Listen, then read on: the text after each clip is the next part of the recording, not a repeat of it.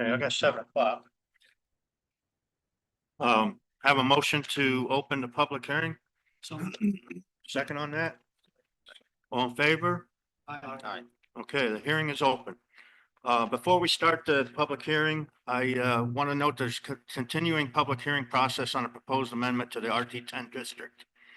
As we've considered this, we've heard valid comments and concerns from the public that we wanted to address, which we've considered in drafting the local law. We've also asked our planner to take a hard look at the proposed law in light of the comprehensive plan. And I'm happy to say that we have a memo from the planner addressing that, which we're entered into the record here. Want to make clear for the benefit of the public that we are considering here is an amendment to the code, which would apply generally to the large parcels in RD10. That's a town-wide code change. If it is adopted, it'll eliminate more intense use in the RD10 district and add protections and limitations to a certain kind of less intensive use, which an owner in an RD10 could propose.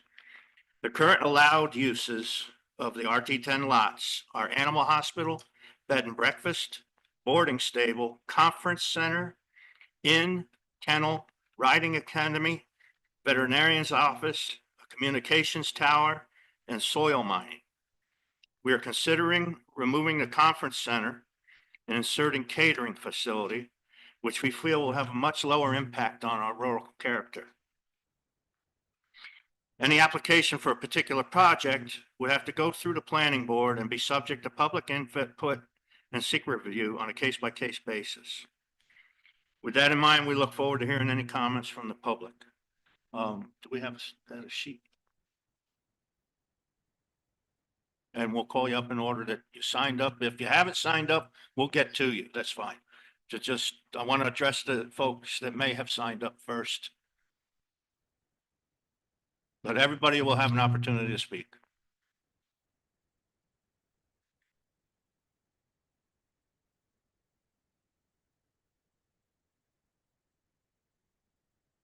Okay, Vicki Pittman, please. And please limit your comments to 3 minutes. Get your most important facts out first and just state your name and address, please. Vicki Pittman, 1912 Brusville Road. Okay. No, I don't like going first, but here I go. First time we had this hearing, I didn't really know about this and I came in here mad as all get out. I sure don't want a wedding venue in my neighborhood. So I was pretty mad about that.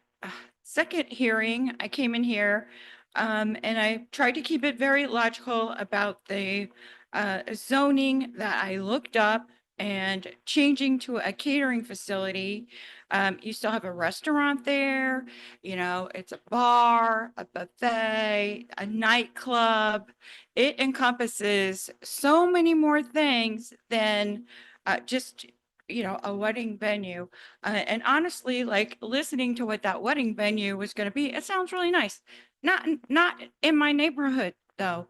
The man came up here at the last meeting and he suggested maybe having a lavender farm.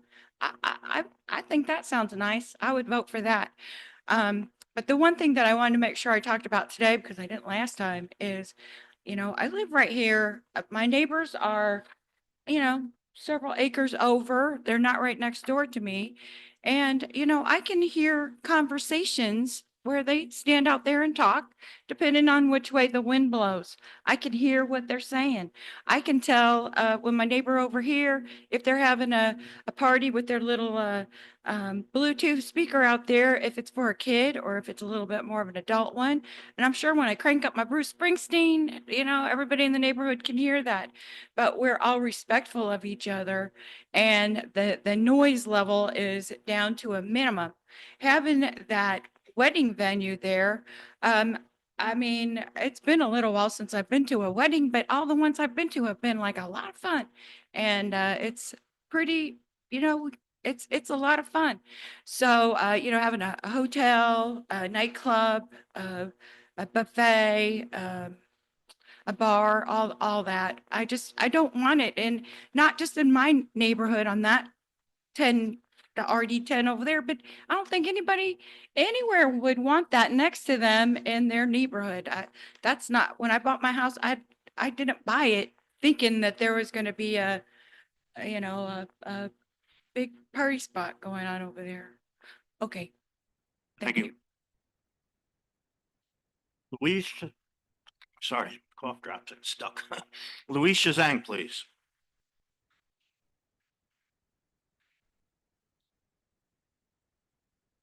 I guess I'm the warm-up band number Yeah, two. just name your address, Okay. please. Louise Shazang on 1980 Brusco Road, Unionville. I oppose this vehemently because it opens the door to possibilities of other things as you went down the list. I'm not going to all the things that are on the Those are book, already approved uses. but they're not there yet.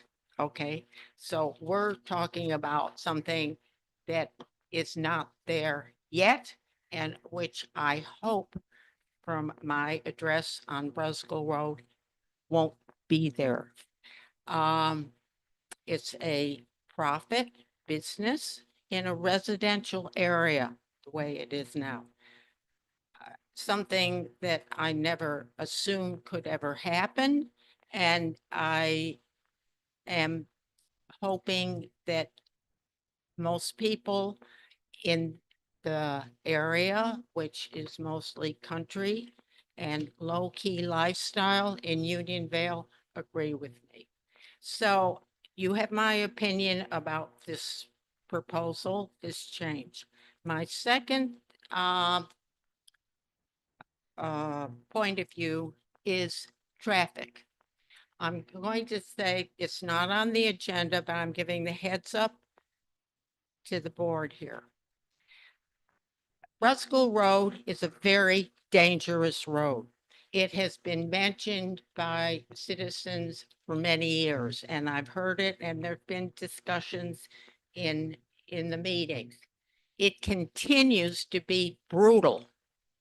No matter where you enter the road from a driveway, starting from 55, just up to the head of the K Trail, which is just about a mile. The traffic changes all the time. Speed limit changes 4 times.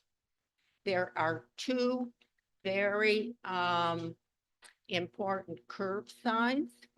And when you're traveling that short distance, if you're not familiar with the road, you would not know how to use it. As I say, the exit and entrance from any driveway on that Brusco Road, including the wedding venue, is hazardous. We're not talking, I'm talking about mostly cars, but a commercial venue would have all the things with it. Trucks, I gotta vans, wrap it up, please. buses, etc. So I'm just saying, this is my second time that I can address the board, and I'm just saying that this problem will be surfacing all the time, and we need to, as a town, figure out what we're going to do about this small tract. Thank you. Thank you. Pat Carlemi.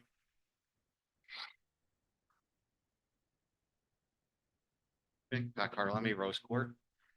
So this code change, I had some to do with this. And after reviewing it, I have a couple of problems with some of the language in here and some of the things. I think one of the things that's important to realize is that this isn't just for wedding venues. It's also for business meetings and similar events.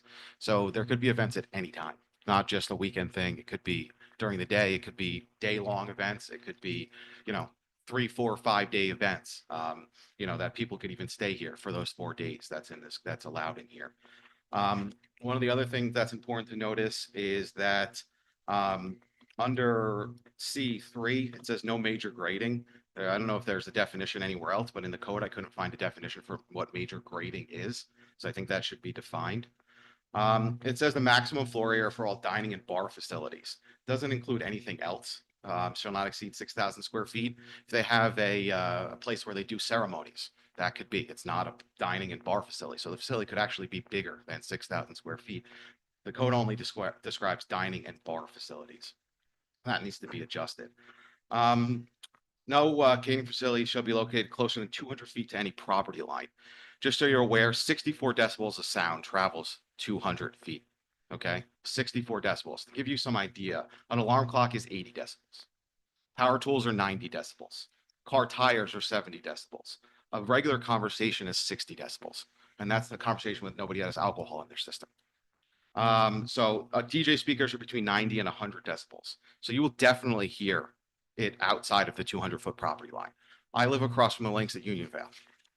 In the summer, I'm probably 2,000 feet, if not further away from the links at Unionvale. I can hear what's going on at the links at Unionvale. Also within this code, there is reference to outdoor activity shall not be operated prior to 10 p.m. or later, 10 a.m. or later than 10 p.m. It's a little convoluted to have this because our code in 21024 has between 8 a.m. and 8 p.m. So to have two different sections of the code referencing two different times is a little bit bad for setting up a code. It says that indoor amplified sound can be done no later than midnight. So there's another time we have to look at and figure out what time things go. And controlled noise, so that no noise shall be heard at adjacent properties between 10 and 10. So again, we're all over the place with different times in the code. Some of the other things that are in here that I think are a problem is that the maximum aggregate square footprint of the lodging facility shall be 5,000 square feet. So that means you could have one building of 5,000 square feet with 10 rooms in it. So you could basically have an inn on the property. So you could have one building that's 6,000, one building that's 5,000. Gonna need you to wrap it up, please. And one of the other things is, while it says notwithstanding any provision of the chapter for parking, parking is two different places in the code, which I think should be clarified as well. Thank you. Thank you. Okay, anyone from the audience like to speak?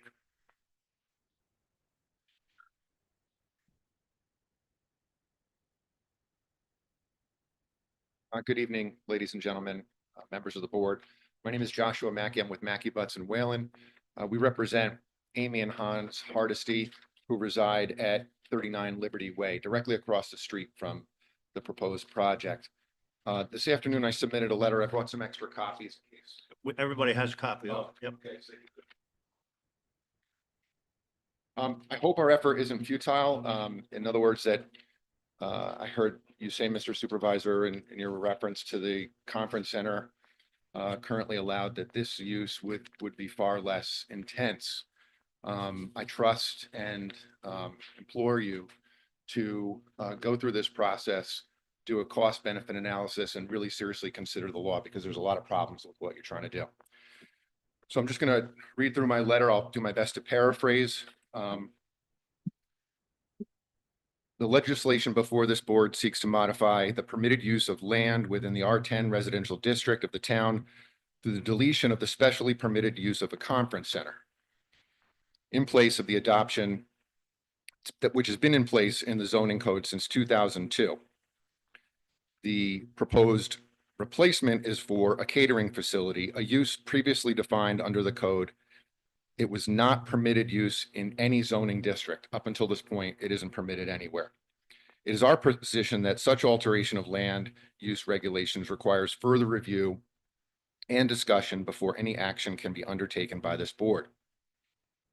We are requesting that the board table further consideration until it undertakes a more comprehensive review of the environmental and practical impacts of implementing this amendment. To the best of my knowledge, there hasn't been a traffic study, a light study, or a noise study. I think even from the comments tonight, we've heard that clearly that's necessary. As you are aware, a locality's comprehensive plan provides the framework and the backbone for land use regulations. That's what your zoning code is based on. The town last adopted its comp plan in 2002. At that time, the board included the specially permitted use of a conference center based upon an analysis including a requirement for a 100-acre site and a limitation of 5% development area on that acreage. The current proposal reduces the lot size in half while providing for an intensification of the proposed use of the property. So it clearly is more intense. Decisions have to be based on the comp plan. The current plan is over 20 years old. Any change to zoning still needs to be reviewed in the context of development and benefit to the community. The enabling acts contemplate a comprehensive plan which suggests that planning, if not zoning, must encompass the entirety of the town, not just a single area. And that gets into spot zoning, the biggest problem here. We're aware that the developer came to the board, screened it with you, some combination of you, made some changes because it was what the board would like. We reviewed the video from the meeting last December. This change is for this out of town developer. Everyone in this room has lived here for years. I used to come to Brusco Road and go to a farm when the Brusco family, when I was a Gotta kid. have you wrap it up, please. It's rural. This is not a commercial district. Spot zoning is a term used to describe an amendment which is invalid because it is not in accordance with the comprehensive plan. That's what's happening here. This rezoning of small parcels of land, rezoning large areas is spot zoning. I've provided you with some case law. This has to go through a careful analysis of the existing land use regulations, including a review of environmental impacts. You could also hit the pause Sir, button. respectfully, I need you to wrap it up. Understood. You could also hit the pause button. You're going to have to do these studies one way or the other and review the entire comprehensive plan like other towns have done. We suggest a moratorium on any development until that process is concluded. Thank you for your time. Thank you. Anyone else like to speak? Yes, sir. Name and address, please. Bob Stokely, I'm 1754 Brusco Road down there at the bottom. You know, I'm getting old. And the hill there, it's starting to be tricky to see the cars coming up because they're behind the hill. I really don't want, I'm like the rest of the people on our street there. And I love that guy people from Liberty Lane. Thank you for bringing that guy. Cause yeah, I'm just against change. I don't want to change. I like it the way it is in our town. And any changes, it's wonderful the way it is. Thanks. Hey, thank you. Anyone else like to speak?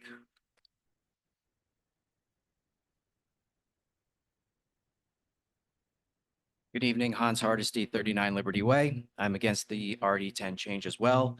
I believe that there's not been enough notice to the town residents, and I also believe that this has been removed from previous meetings from the agenda with almost no notice to the town residents.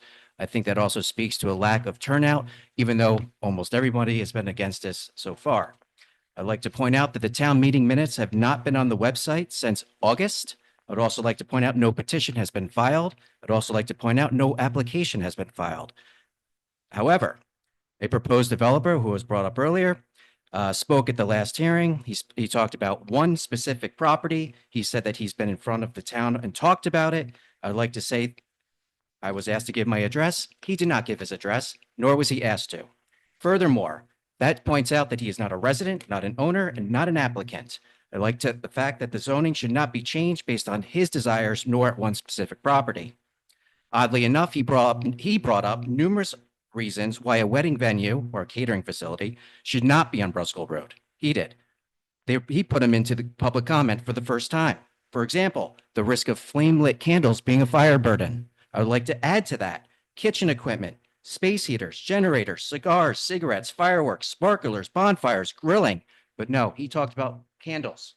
Also, I'd like to talk about something very important to me. I have a 9-year-old and 11-year-old, and I know my neighbors here have a lot of young kids. Brusco Road is dangerous. It's very dangerous. And my kids get on and off a bus nearby Brusco, and he talked about that being a danger to children. I don't want to downplay it. Also brought up tonight, weddings, birthday parties, religious, corporate, holiday parties, they happen all week long. And those big, hard to stop delivery trucks that are also loud, they bring the food, the booze, the trucks, they bring all the event venue required materials before and after every one of those events, not during. Moving on, I have a letter signed and to be submitted to each of you tonight from Justin LaFosse. He is the team leader at KW Residential. They are an active, successful brokerage group in the area. He had a listing on Liberty Way. He had buyers interested. They decided not to purchase the property based on a rumor of a venue nearby. Our property values have declined based on a rumor. In addition, he goes on to give numerous reasons why a wedding venue will reduce the property values of residential homes nearby, and he does so in his professional opinion. Furthermore, I have two questions for the town board, or excuse me, the supervisor. First of all, when, where, and how did the zoning change from 100 acres on conference centers? The second question is, we were stalled and told we are not voting on this until we heard from Dutchess County Planning Board. I'd like to know when and how we're going to hear those comments and if we're going to have an opportunity to comment on them as residents. All in all, this is against the master plan and it reduces everybody's property values and their quality of life. Thank you. Thank you. Anyone else like to speak?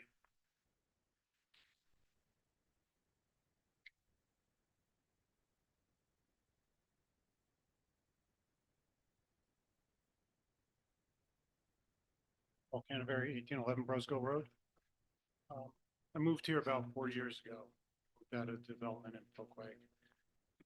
My purpose of moving here was to get away from a neighborhood that was just full of trouble and I didn't want to be around it.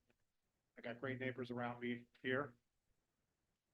Since I've been here, I'm right on the corner as you come down, go down Brosville. 4 accidents. That's without anybody drinking, partying, being part of a wedding or anything. I take my family's life in their hands daily as they pull out because people fly down that road. I'm totally against this. I don't want to see it wreck our value. I moved here for the ruralness of Unionville. It's a beautiful area. We should respect that and not put this in. I don't want to sit out on my front porch that I just built and listen to music all night long. I want to be able to have a family, friends over and not listen to a catering facility go on and thumping and of loud music. So, you know, I think we ought to rethink this. I don't think it's the right thing, and not just for me. I know a lot of my neighbors are here and I respect their wishes as well. And I think this is wrong for the town. And I think you guys ought to rethink this. Thank you. Thank you. Anyone else like to speak?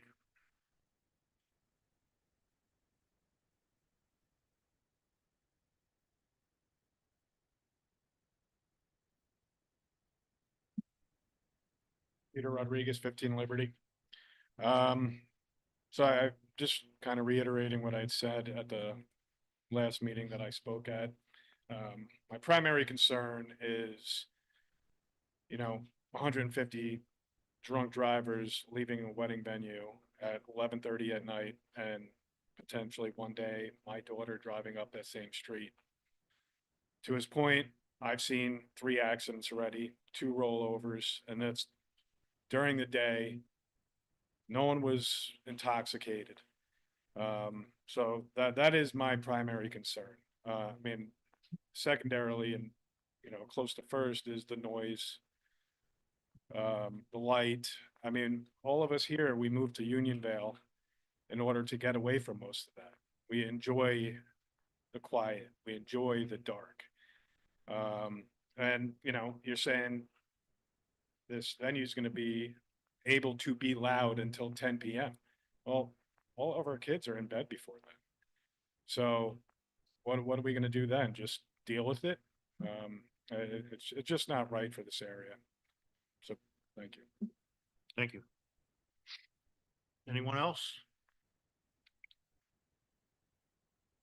Sorry, it's one shot. Anyone else like to speak?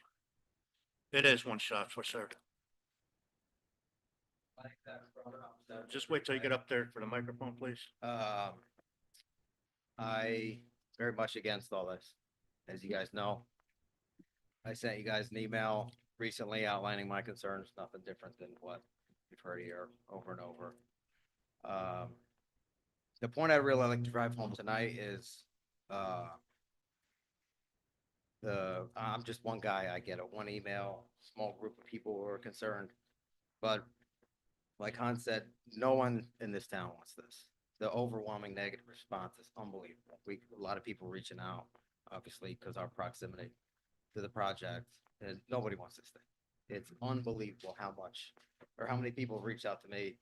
What's going on? What's the story? This is crazy. So I know we're a small group, but I really do think we're representing a much larger part of the population that definitely does not want this or need this in our town. So thanks for your time and your service to the town. Thank you. Anyone else like to speak?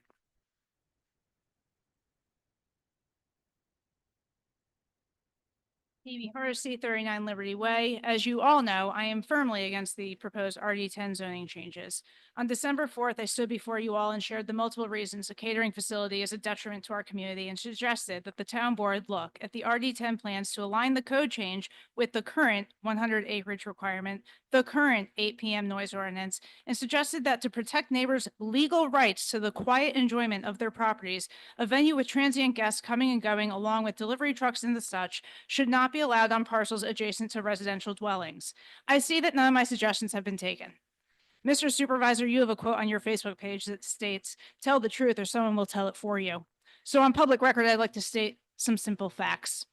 The misinformation to town residents that the zoning is simply working to redefine and eliminate conference centers from the town code is false.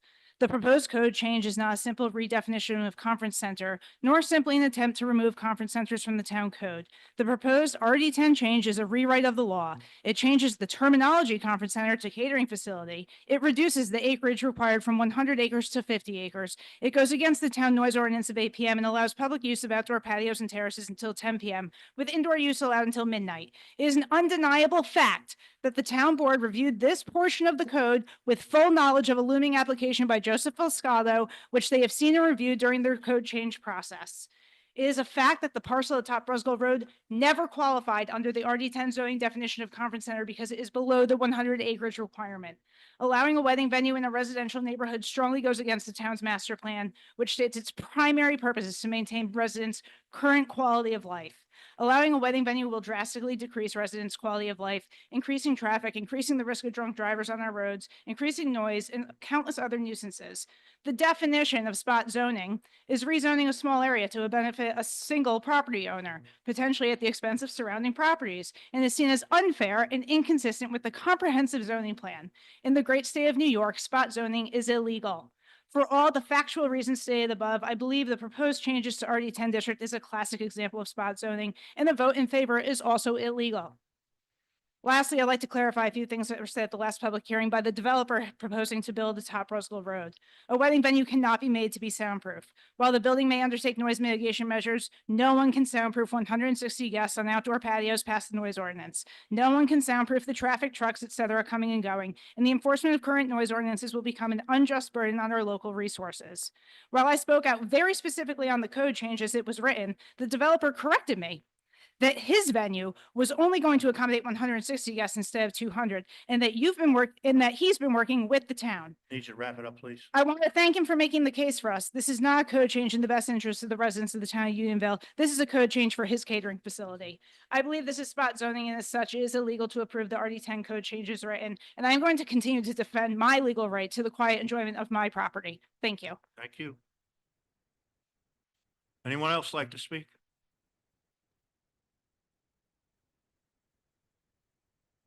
Going once? Twice? Hey, I entertain my motion to close the public hearing. I'll make that motion. Second? Okay, thanks for coming out, folks. Take your comments. Oh, that's right, I'm sorry. Yep, all in favor? Aye. Opposed? Okay, we'll take your comments into consideration. Thank you. I'll let the attorney answer that. Yeah, so hearing's been closed. If the board, based on comments that we heard tonight, has, wants to make a change. And if satisfied with all that, then they would.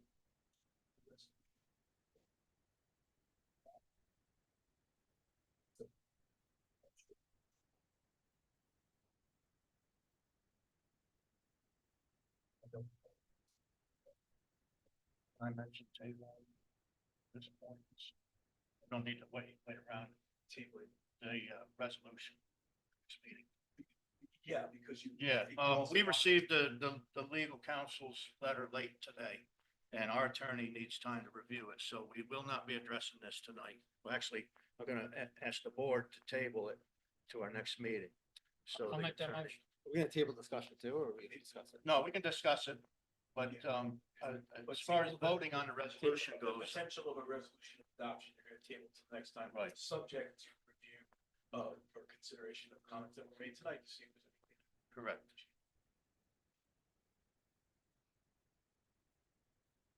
Okay, we'll, it is 7:30. We'll take a brief 5-minute break and, start our business. We have a resolution. Sorry? Did we vote on that resolution? No, We'll do it later. we're gonna.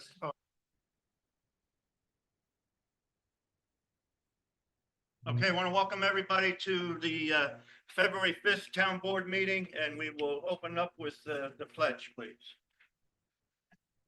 Pledge allegiance to the flag of the United States of America, to the republic which stands one nation.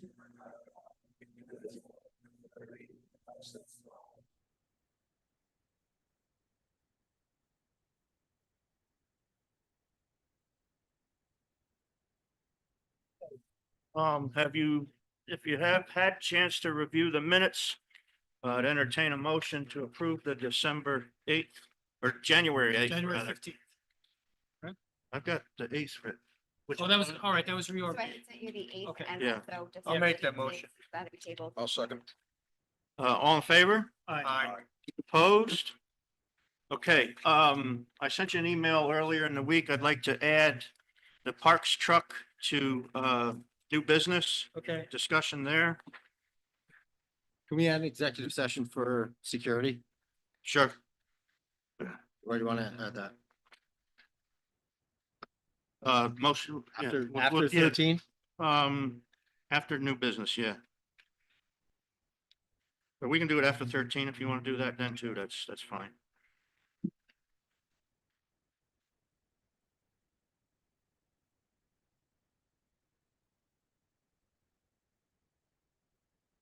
Okay, I've been working on year-end reports for both the county and the state. I'm working with the engineer on the salt shed, and he will have a bid package ready for us to review at our next meeting, so we can get that out to contractors. We're expecting inclement weather tonight and into tomorrow, so check the website on the status of town hall. If conditions get very hazardous, we may end up having town hall closed for the day. So just keep an eye on the website and the Facebook page for that. Also been working on the cell tower issue with our assemblyman and the attorney. And I'll let the attorney give an update on some of the legal issues we've been doing. Good evening. We've been working, as Supervisor indicated with the cell tower. We've had, phone conference with the cell tower company. I've been, he's also been in contact with state at this stage, the home rule request, we've submitted the resolution. We're waiting for the state to get back to us with regards to bill numbers. Once we receive our bill numbers, there'll be a secondary resolution. And a home rule request form that we need to fill out. Then we'll submit that, and that'll be the next stage of that process, which is, we're on target, we're waiting for it, and we're aware of it. And if the timeframes do require, we don't get it timely, then we may have to have a special meeting to pass the resolution timely. But right now, I don't anticipate that. I'm hoping it doesn't. Which resolution? The second resolution. So once they come in, we had the enabling resolution that we submitted. Yes. As soon as they give us the bill number, then we have to do the. Oh, for the state. Okay. Right. All right, thank you. The other legal issue that I've been dealing with is the library. I've been provided an enormous amount of documentation from supervisor, from clerk as well, from others. I've been going through all of that, trying to get up to speed with the library as to where it stands now and proposition that was passed. I'm continuing to review that, and as I complete my review, I will then be able to further opine on that issue. That's it. Okay, thank you very much. Board member reports, Councilman Welsh. Yeah, regarding this R10 vote and zoning change, I've been reviewing our zoning and our master plan and trying to find any kind of consistency that this would fit our master plan, and not finding it. So that's been my focus for the last week or two. Okay, I'd suggest that you take a look at the report from our planner on that. Anything else? No, not just. Okay. Councilman Harrington? I've been staying abreast of the library issue, hoping that we can get a resolution soon on that. And I've been following the schedule for the park truck maintenance. I believe when we replace that truck, we should replace it with a gas engine vehicle and not a diesel. And that's it. Okay, thank you. Councilman Derlin? I think much like everybody, we've been talking to a lot of the residents about the RD10 change, and reviewing the master plan, talking to everybody, trying to find a way to maybe see how this actually works. But I guess we'll see how it goes. Okay, thank you. Councilman McGivney? As everyone else already stated, just been reviewing a lot of the correspondence for this proposed RD10 change. That's all I got for this week. Thank you. Town clerk report. As always, we're selling our 2025 recycling center permits. And also we have a Valentine's for Veterans event hosted this Saturday. It is from 10 to 12. It's here at Town Hall. We're coordinating with Town of Beekman as well. So all residents and non-residents are welcome. And the purpose is to make a Valentine, which will then be distributed to various VFW posts in the area. All I have. Thank you. Thank you. Tax collector report. Good evening, all. January 31st, we had 19% in, and as of today, we're at 22%. Hoping by the end of next week, I'll be able to pay out the fire department, and then the following week, I'll be able to pay highway, and then by the end of the month, the rest of the fund. Just to remind you all that Andrea and I are here during the week. Andrea 9 to 4, Monday, Tuesday, Wednesday, Thursday. Myself, I am here Tuesday, Wednesday, Thursday, 9 to 2. She's here the remaining hours. And then Saturdays, we will alternate till the end of March, and that will be 9 to 12. Our drop box is open 24/7, and I will pick that up in the morning and at night. E-checks and credit cards, they are taking up to 72 hours to clear in my account, so please be patient. Other than that, all is great. We're off to a great start, so thank you all. Thank you. Okay, recreation.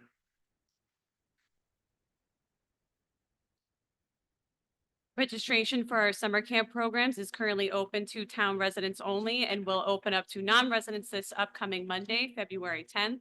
Our team greatly suggests to non-residents that if you do not currently have a household account on our Parks and Rec website, to do so in advance to allow a smooth registration process.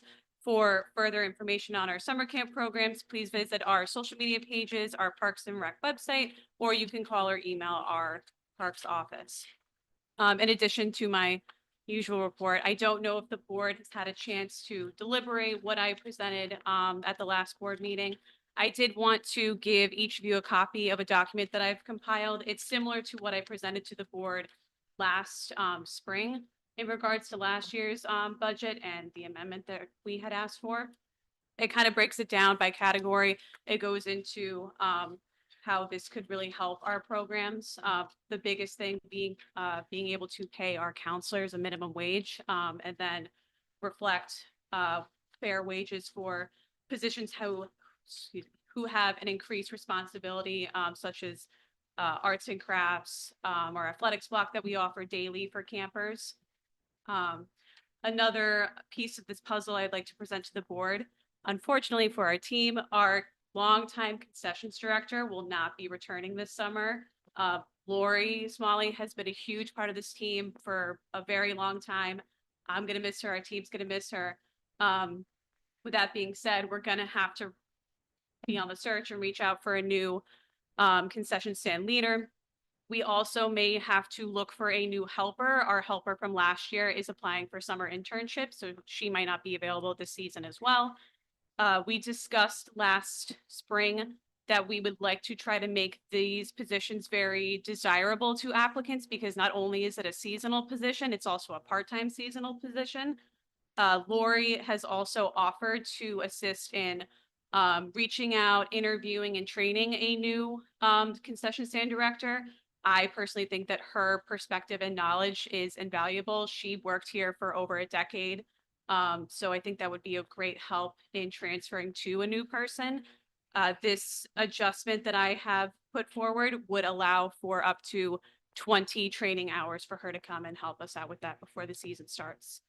So yeah, if you guys could look at it, read it, think on it. I personally feel a sense of urgency when it comes to this situation. I would really like to start working with our senior staff, like our aquatics director, and start planning out trainings, lifeguard courses, returning staff interviews, new interviews for the holes that we got to plug in.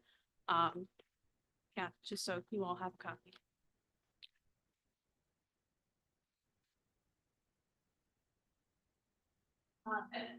I can certainly make myself available for any questions. I'm only a phone call or email away at any point if anybody has any questions. Thank you. Thank you. Councilman Welsh, can you read the park report, please? Sure. Park report 2/5/25. We are still taking down Christmas decorations. We are refinishing some of the signs around the park, such as the main Time Warp Park sign in front of the park building and the senior citizen sign. The changes to the TGTT area were finished last week, which included new carpet and removing a non-structural wall. Our dump truck is having multiple problems with the diesel particulate filter and fuel pressure. The highway has thankfully lent us one of their trucks so we can deal with the snow until we figure out what we are going to do with our truck. The garage door opener at 2 Time Warp Park Road rental house was very old and kept having problems, so we replaced it. Our weekend maintenance employee has put in his resignation notice. There is a job posting with more details on Indeed under the Town of Unionville, if anyone would like to submit an application. Okay, thank you. Senior Center report.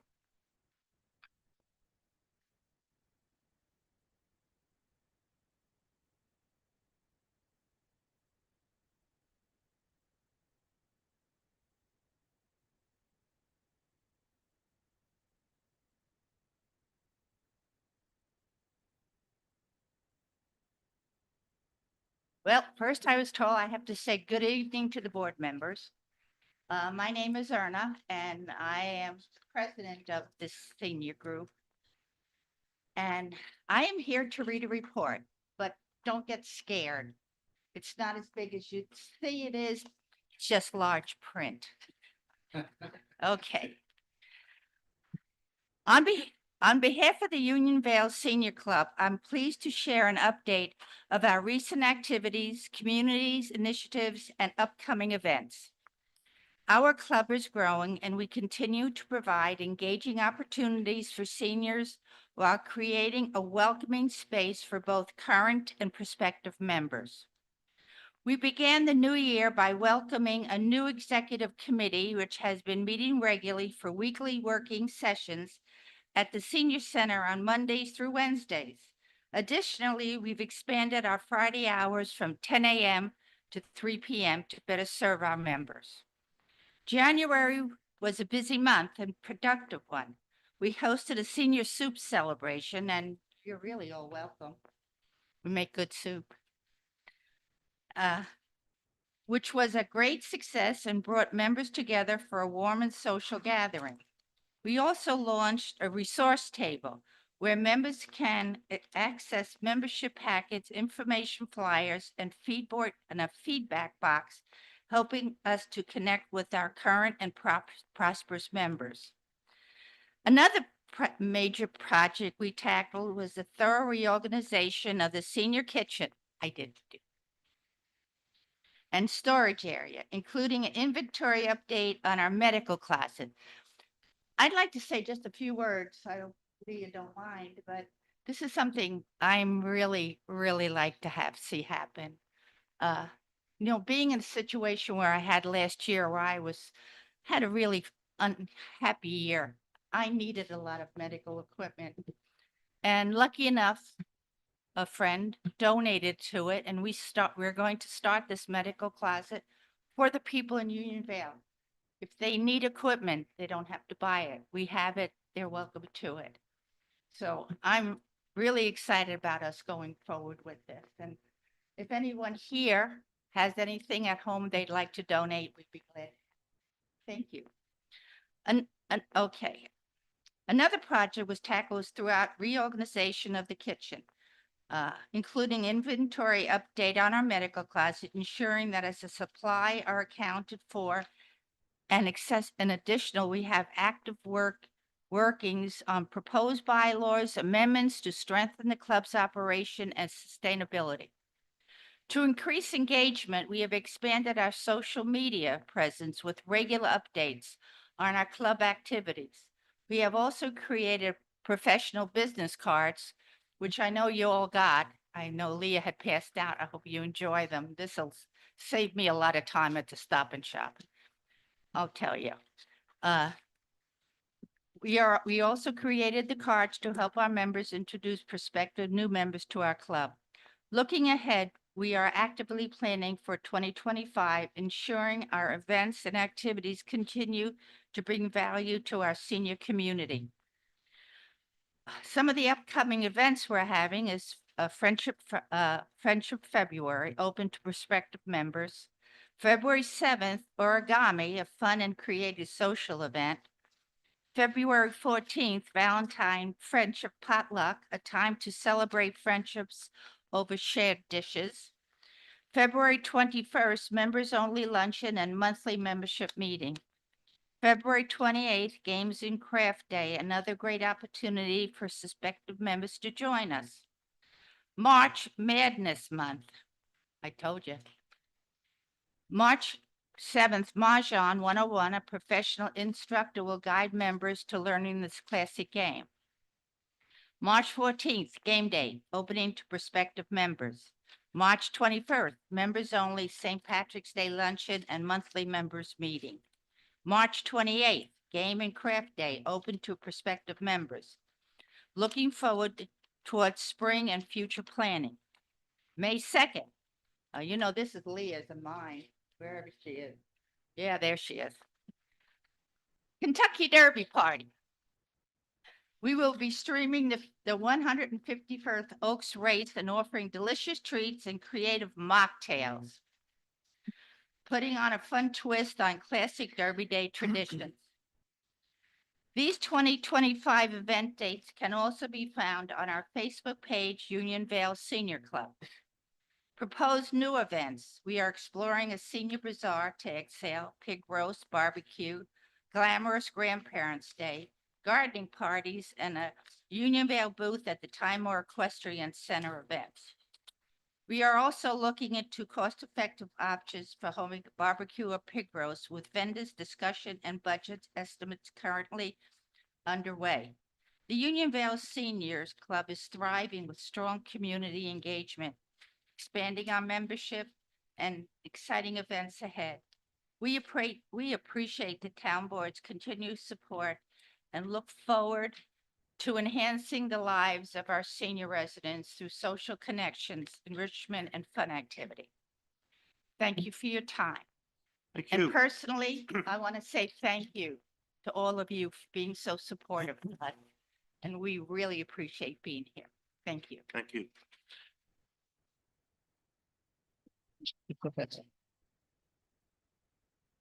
Okay, that brings us to public comment on agenda items only, please. Okay, we will move on to new business. Our code enforcement officer would like to speak about the need for a deputy officer. I ask him to take the podium.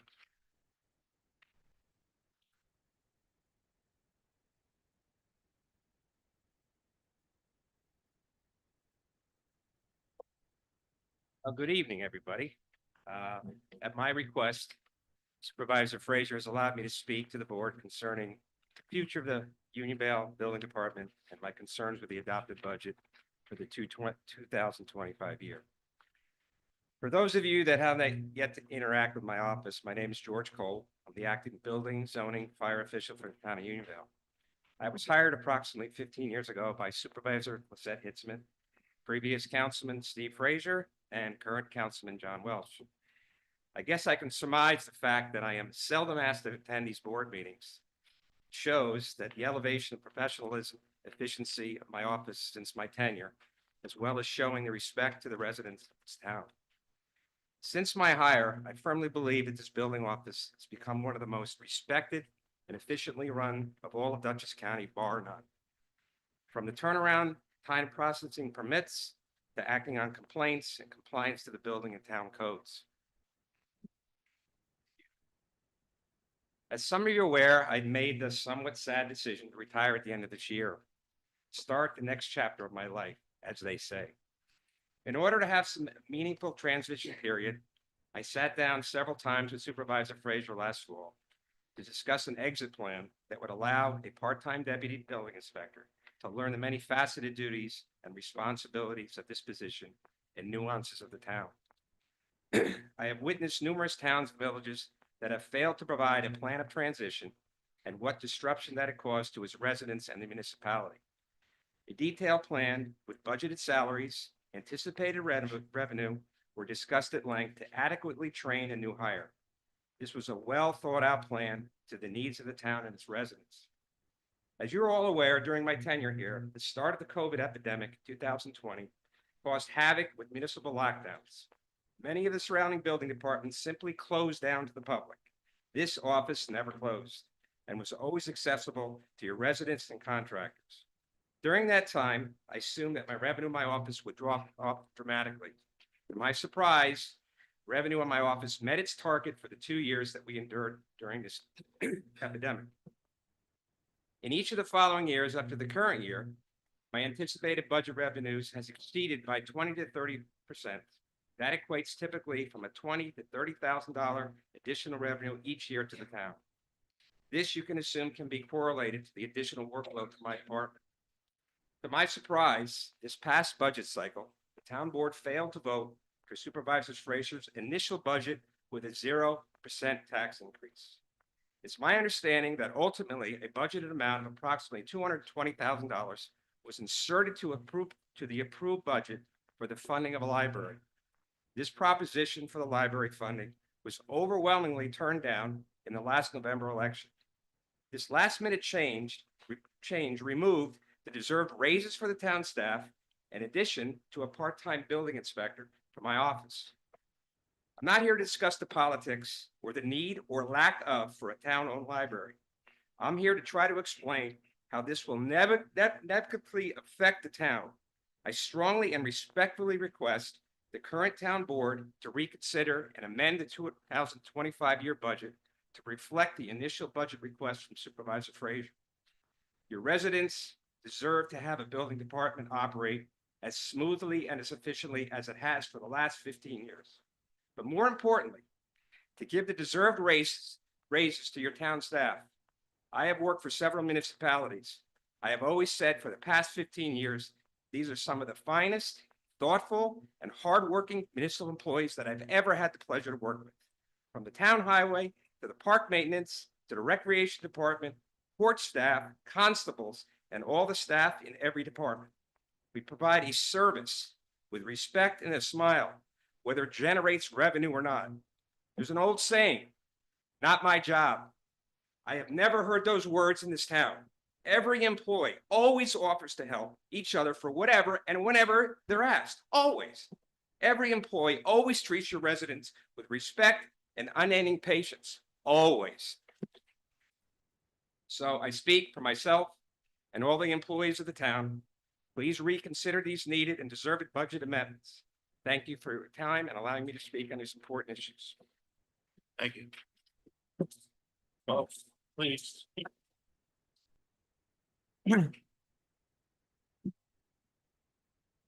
Okay, I sent you all, any discussion on that? I sent you all an email a week or a couple weeks ago, I guess it was, about the Dutchess County DPW offering to do signs for us. That would include street signage and the badges on the vehicles, the door seals, at a substantially lower cost than it would, the commercial outfits that do, about 70% less. I would like to have a opinion of the board here on, and let them know that we'd like to join that group if they do go forward with it. And open that to any discussion here. Yeah, I saw your email and I think it's a great idea. Any way we could save money and work with the county as well is a big plus for everybody. So I hope we can move forward with it and I hope they do initiate the program.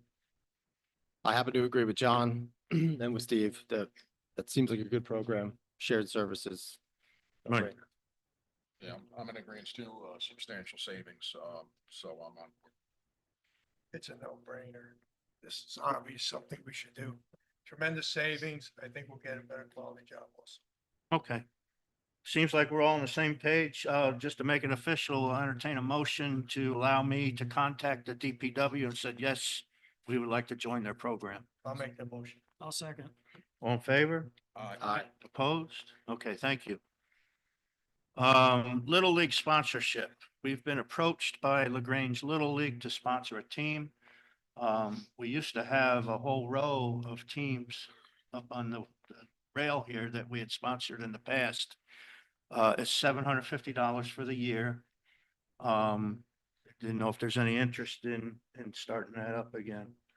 I think it's a good thing and hopefully, there's enough kids here in Unionville that would make a team up and, put that forward for them. Yeah, it's been a tradition forever for us to do that. It's just, we don't have our own team, so And I think we're gonna move forward on that. and I know a few residents that their children are playing in neighboring towns, so Yeah, definitely be interested. It's $750. I believe we could move that from contingency. And I'll have the attorney draft something for the next meeting if Okay. we'd like to go forward with that.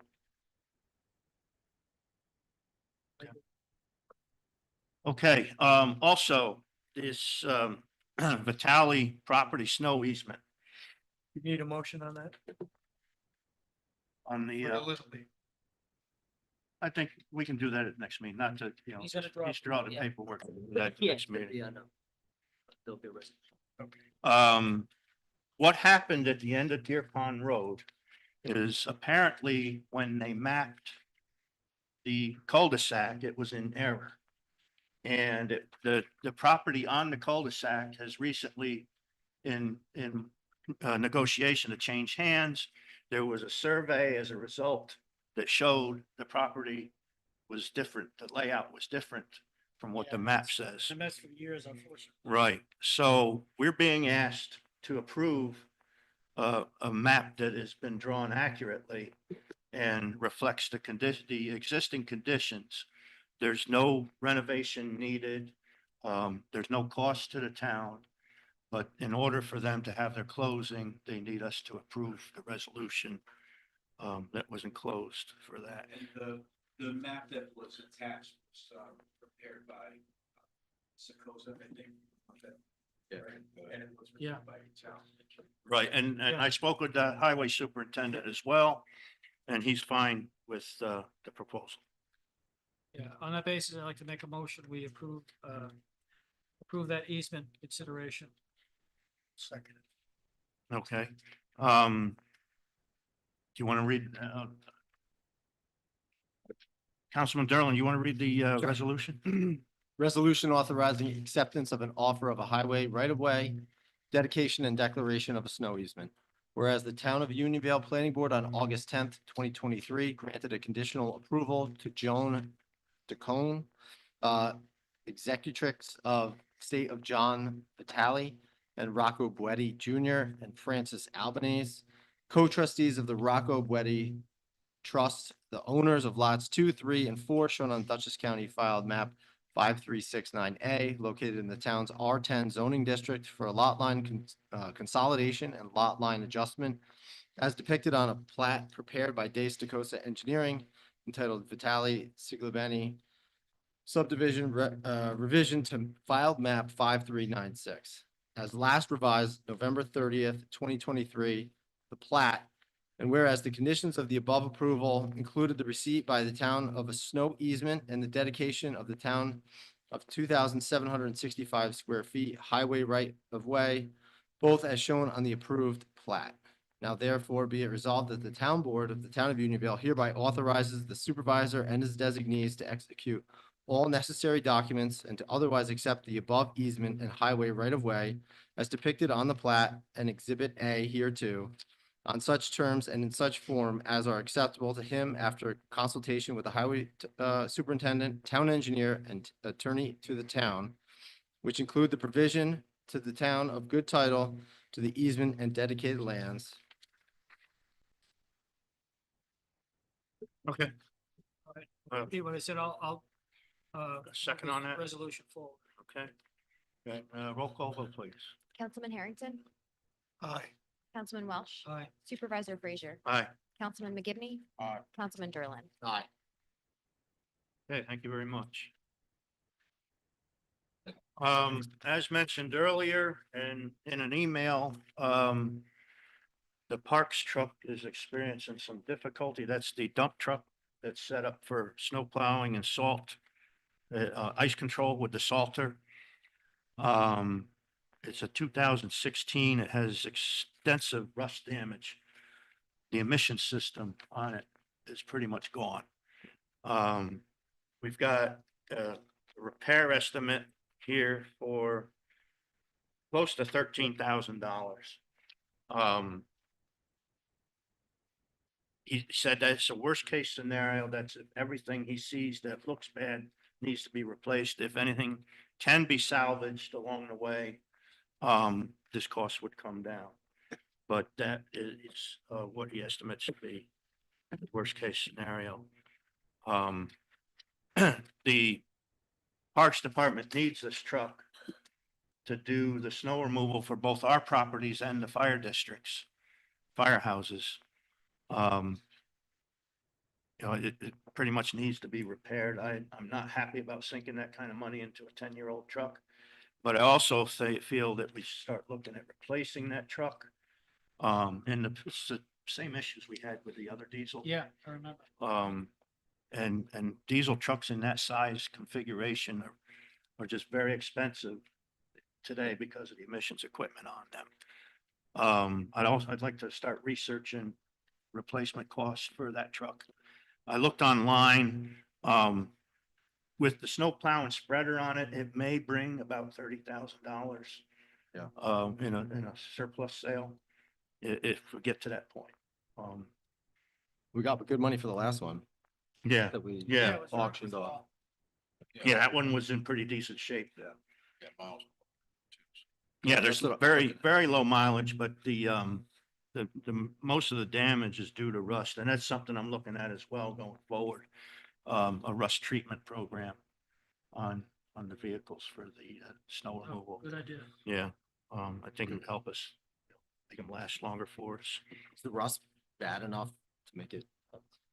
That we should address some of the rust issues now too, or? Well, this does most of that. I mean, this covers the mechanical and safety equipment.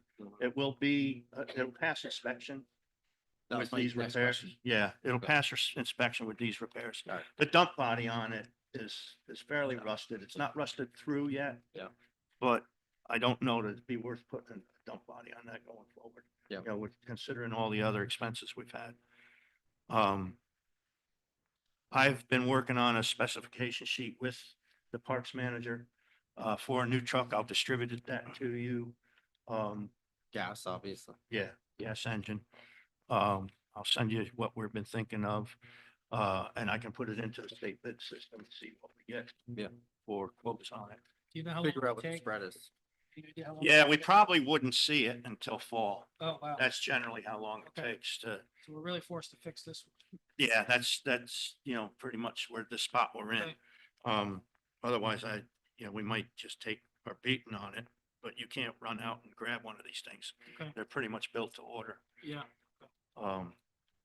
You gotta wait for the chassis to be built and then send it out to the upfitter to have all the equipment installed on it, and that generally takes close to 6 months. Yeah. But yeah, if you're all in agreement, then I'll move forward. I'll get you the specifications. I'll put it into the state bid system, see what kind of quotes we get. I do think that this is an emergency repair. Yeah. And I do believe that we should have it done, so, they're able to deal with the remainder of the snow season. I got a motion to go forward with the repairs. I'll make that. I'll second. All in favor? Aye. Opposed? Okay, thank you. That covers that. Okay, old business. Budget amendments. In light of what the code enforcement officer said, I have to agree, we did have a discussion about bringing in a deputy code enforcement officer.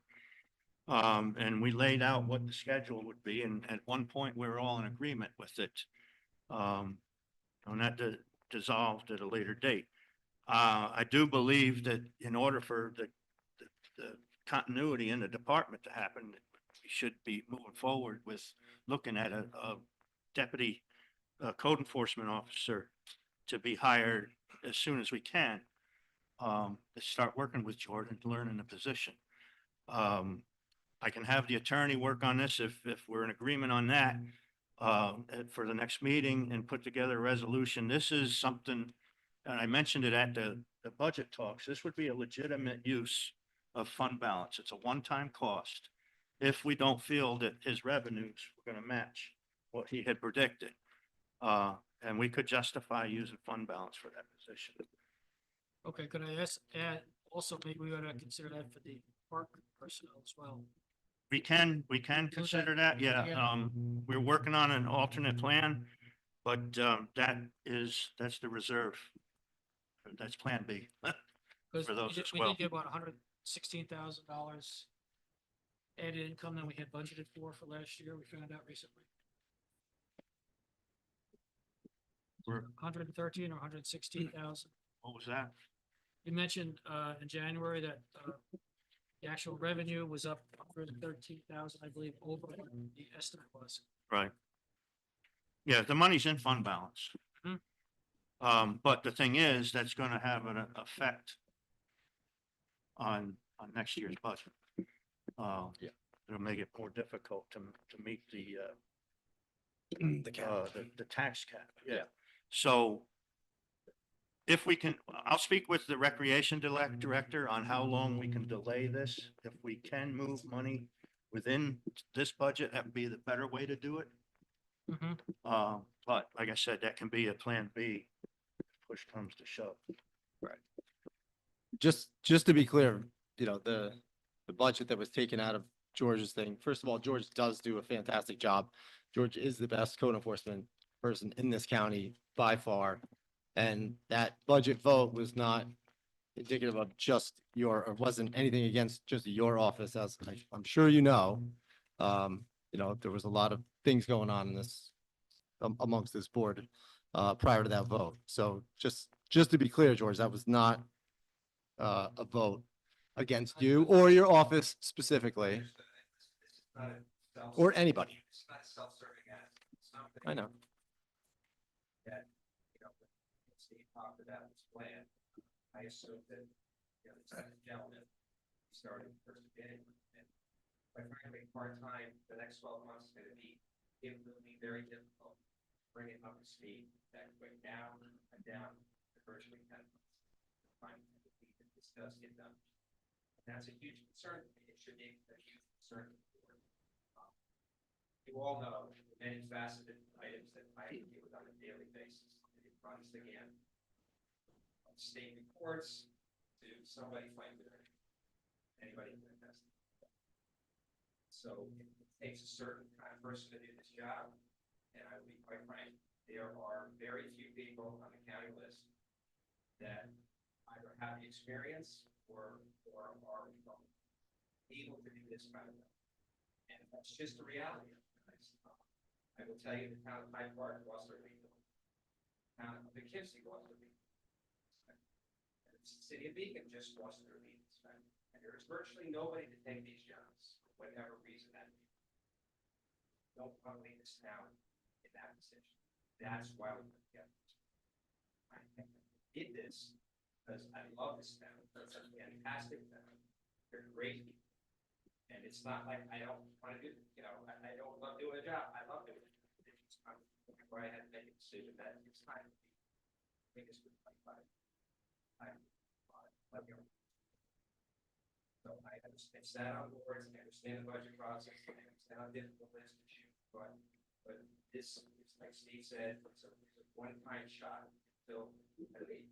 So, and just to give you an idea, I'm looking at the numbers from the controller, and I try to, when we do our budget, I try to be conservative because I don't have crystal ball. Like I said during COVID, I thought I'd taken $1. We hit the target. We hit that $100,000 mark, and that's been the mark for the past 3 or 4 years in this town. Last year, we took $131,000. So it's $31,000 over than we anticipated. 23, $140,000, $40,000. I understand it gets rolled into general fund. I totally understand, but I don't see a change this year, even with all of this rhetoric we're hearing for the last few weeks. I don't see a change. I see the amount of work that's coming through my office. The board, I know it's hard to understand it, but I believe the revenue is going to be there again this year.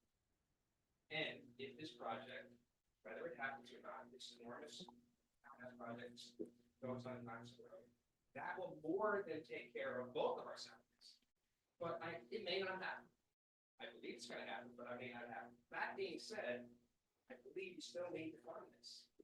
So I don't want to take the last 15 years of my life, somewhat straighten out the building department and just let it go back.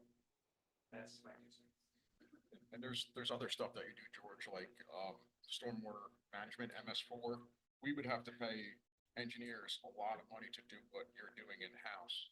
And that's, if you can train the next person to also do that, it saves us a tremendous amount of money. I mean, the only way I can say it, the only way I can say it is whoever comes in, they have big shoes to fill. Because you did handle a lot, and more than just the building department, and we appreciate that. That is true. I just want to see, hopefully, a smooth transition. We'll be sad to see you go, but. Thank you for your. Okay, so is it the feeling of the board that we should make this amendment going forward? I would say yes.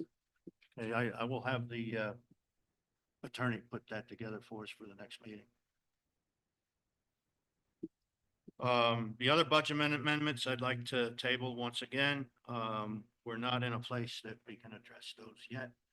And we'll work with both the attorney and recreation director on that and let you know where we stand. I agree. RD10, I'd like to make a motion to table that. We can certainly have a discussion here about it. But I don't feel that we're prepared to vote on the resolution tonight, based on the new correspondence.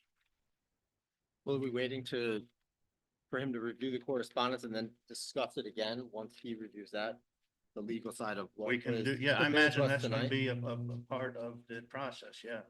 Yes, but is there other things that we should discuss based on what we heard tonight? or- That's up to you. I mean, does anybody If else? there's have something anything you else would like say? I to mean, I think- discuss, go forward.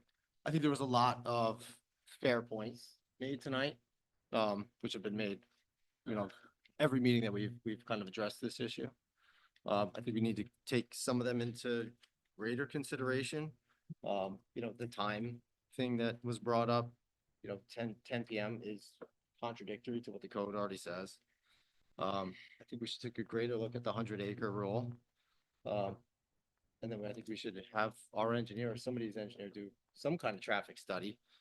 And I think we also need to take, all these people are here for just one lot based on this whole RD10 change, but there's a number of lots within RD10 that could potentially have the exact same thing happen to them and have the same crowd in here for a similar situation. We're only talking about one potential project on one potential lot. Well, you're talking about one. This is a town-wide code change. But everybody here tonight is here for one. I understand. They're here for that. Right, I'm just addressing it as a whole now. So if we're talking about the whole entire RD10, we have a packed house for one lot, one potential application. I think we need to take into consideration all of what they said and maybe look at the greater town and see what other lots might also come into play where there's a hamlet of houses and not that much room to kind of wedge in one of these projects. 50 acres is not that big when you Not for something like this. start getting into, a couple thousand square foot building, couple thousand square foot of residences or rentals, parking, a number of things. For me, it seems like we didn't have a single person on board here with the with the change. They all raised valid points. They're all going to be severely impacted, in my opinion. And I think if we're going to move forward, we need to take a second look at some of these items. Yeah, all these public hearings, there's nobody that spoke in favor of it except the developer. That's significant. Right. And there was a developer. I'm wondering why our 3 past board members are having an epiphany when before December 31st, they were all on board with this. I was never And- on board. Don't say and that I was, because I wasn't. Well, you voted for it. No, I didn't. I, didn't vote on it. I agree. These questions should have been asked and answered months ago, and they still need to be answered. We just had a public hearing tonight. Yeah, we did not vote on this, Kevin. I've sat here since November, at least. Yeah. And I've heard it go back and forth. And I heard, this is great, this is great, this is great. Okay? It's not so great. But folks, we're not really talking about a particular project here. Talking about a code change for the entire town of RD10. Correct. Lots. So I want to focus on that rather than the particular lot that we keep referring to here. Well, my concern is the majority of the property in this town is under RD10. So this could actually change all of that property to allow a small parcel of 50 acres to be used as a conference center, should be as a wedding venue or catering facility. And it's just too small a size. Bottom line. Notes on the comments that were made tonight, obviously, we've got the correspondence. Your permission, what I would do is summarize them for the board and allow you guys to think about and many of the concerns that the council members have raised just now, I think are reasonable to address. Then you'll be able to make a decision about whether you consider amendments at the new public hearing.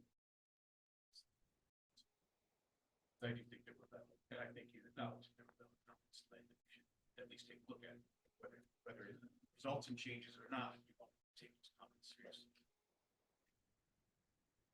Do we have any input from the landowner as to how, with regards to this particular one lot, how they will go about developing it in the future? Have they said anything? Have they said they'll put in a soil mine or they'll put in a conference center? Is there anything that, have they addressed that at all? Well, The only reason I ask is, and there are a lot of people here that don't want the conference center in their backyard. Right. Okay, is it possible that they're gonna end up getting something worse in their backyard and we'll be, as a town, we'll be in worse shape. We'll have more people that are more unhappy. Sure, go ahead. I mean, I think that what we're talking about, people, when they buy property, have certain rights to their property. And we're talking about kind of changing those rights today. everybody here knows or should know when you do your due diligence, what's possible. And what was possible before, say a conference center, was actually not possible on that lot. And now we're changing it. I To understand that. That's not what I'm saying. I know, but What I'm saying is, do we know what the landowner's intentions are? Because the result could end up being worse for the people who are here. And I don't know that. I It think would be nice to have an idea. Yeah. Before we proceed.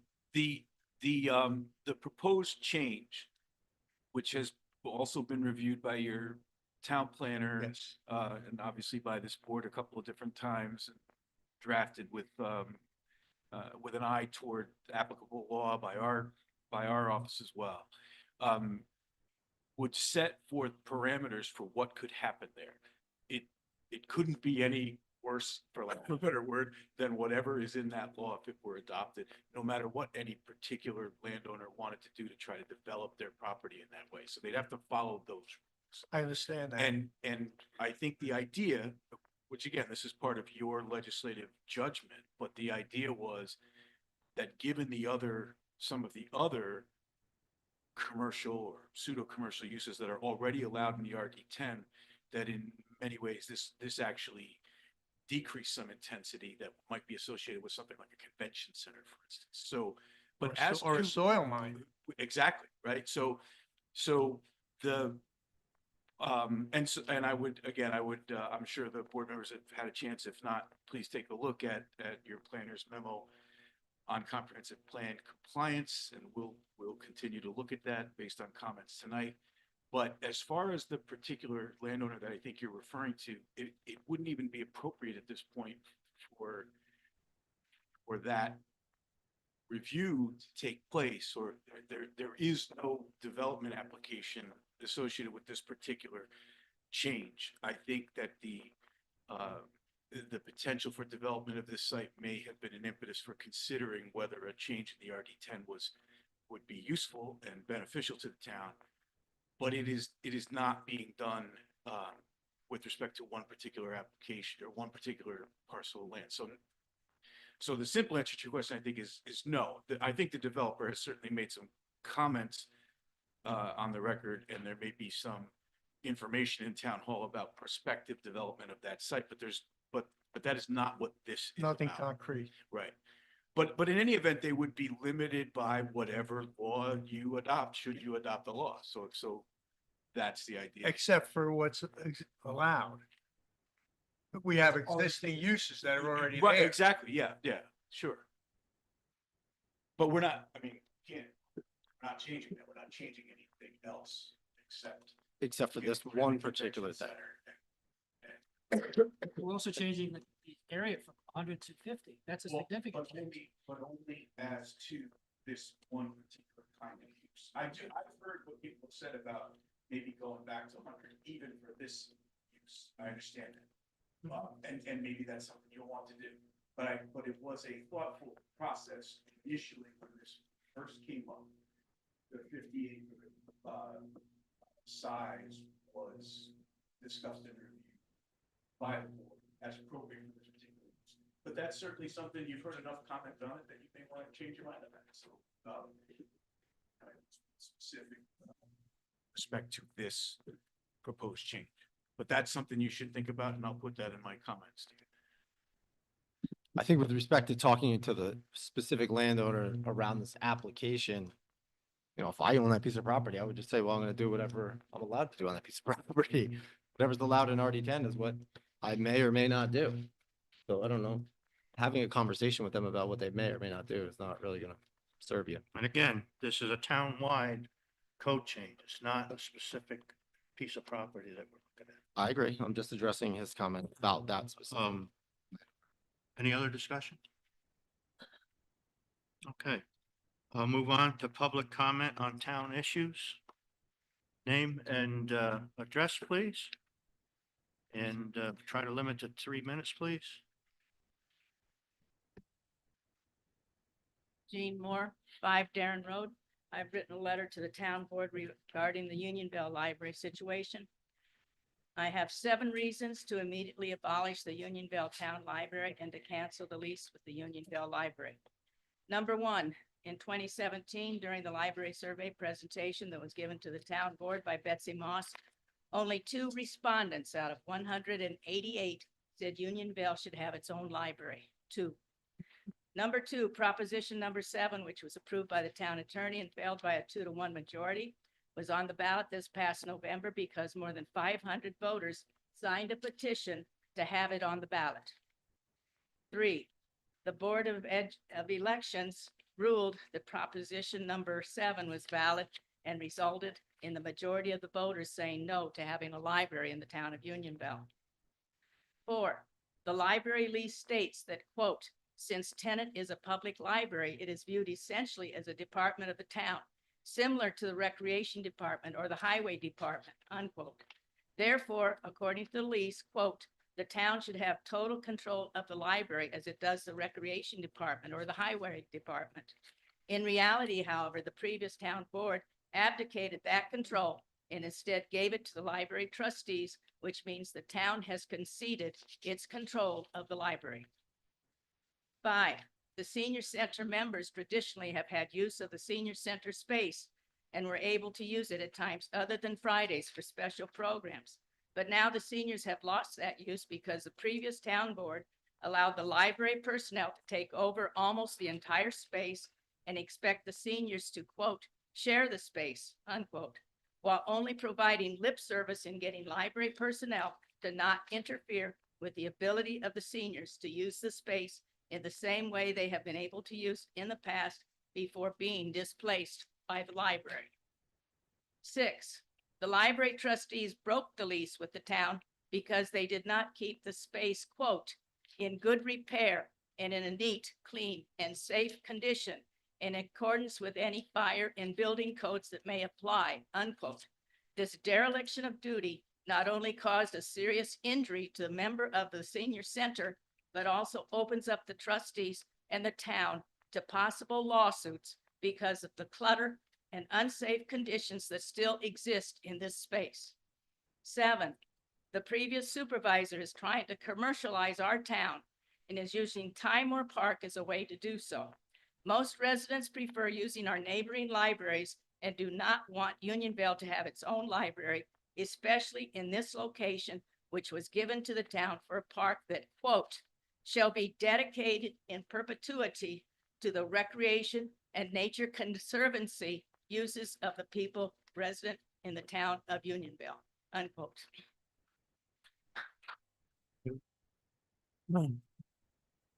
Anyone else on town issues? Yes, ma'am. Name and address when you get up there, please. My name is Laura Leahy. I live at 44 South Smith Road in LaGrangeville. I am here in opposition of the library. We had a fair election last November. This library was voted out. And now what's happening, and honestly, I'm not sure why, but you have signs on Duncan Road that indicate there's a library. You have signs on Brusgill Road that says there's a library. There isn't a library. Okay, it was voted out unless the people's voice means nothing. Okay, as Jean said, it was voted down 2-1.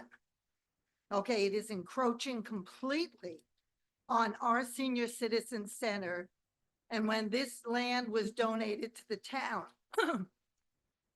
it was stated that there always has to be this particular senior citizen area. Okay, there are programs we cannot do because our area is so encroached on. So I asked the board, why is this still going forward? Why isn't this, after a fair vote, that this is still being brought forward as if we have a library when we don't? Thank you. Thank you. Anyone else? Pat Carlemi, Rose Court. I'd like to just address some of the comments that were made in regards to the RD10 zone. Just so you know, at the December meetings, both December meetings, I brought up issues with this RD10 zoning that were ignored, and that was addressed. Also, in regards to this RD10 zoning, I guess keep saying that it's not addressed to one applicant. All the emails that we got in regards to this when it was Ladies. being planned were based on one application. There were even emails sent about this applicant that said, we need to get this process done fast because the person buying the property on Buzzell Road might back out if we don't get the zoning change fast. So before people on this board sit up here and lie to you as residents that that didn't happen, it did happen. Thank you. Go ahead. I just want to make it clear, I don't think that anybody has said that there wasn't communication about this one particular property, or even that it may not have been the impetus for considering this change. I think what was said was that when it was determined that it might be a good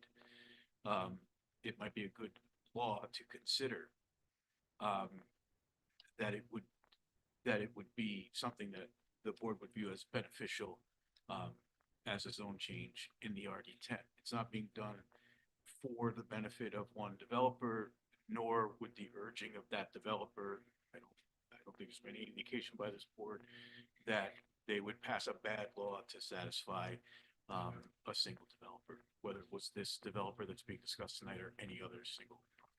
And I'll state personally that I did do research on the RD10 lots in this town and consider what kind of impact this code change might have on them as well.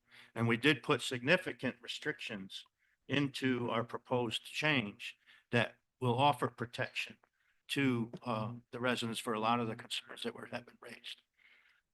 Any other comments on town issues?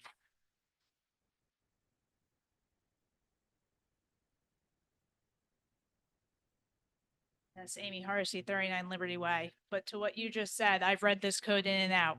There are very few restrictions. And the one thing, respectfully to the attorney here, is that this RD10 change, which you are claiming is being made for the entire district, was very specifically reduced from 100 acres to 50 to very specifically allow this one parcel to qualify. And that is where we have the issue. Thank you. Any other public comment, town issues? Okay, have a motion to move into executive session to discuss town security. So moved. All in favor? Aye. Okay, folks, we're gonna move into executive session. When we return, we'll make a motion to pay the bills. Outside of that, that will most likely be the end of the meeting. John? I make a motion, we come out of executive session and resume normal order of business. Second. All in favor? Aye. Aye. Opposed? Okay, there was no issues of money or any decisions made. There was discussion on town security.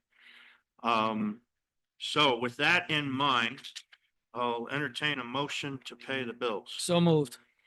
Second, all in favor? Aye. Opposed? Okay, thank you. Our next, Hold on. How about the minutes of that last year's meeting that you guys never approved? Are you guys? no, we did. We did.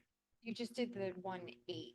I We did the added it to the January agenda. No. But the We have a 12/18 December. Yeah, the 12/18 one, technically you didn't vote on that one either. It Correct. wasn't included in the motion. If Oh. you wanted to do that. Oh, okay. So, yeah, I guess the motion to approve the 12/18 minutes. And All right. I have to abstain because I wasn't on the board. I'll make a motion to approve those minutes. All in favor? Aye. Opposed? Kevin Harrington is abstaining. He was not present. So there we are with that. And then our next I town. got one more thing. You needed a second on that motion. Just, So, Kev- I'll second it. just to make it legal.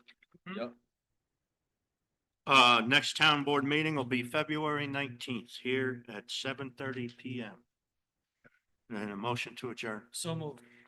Second, all in favor? Aye. Thank you.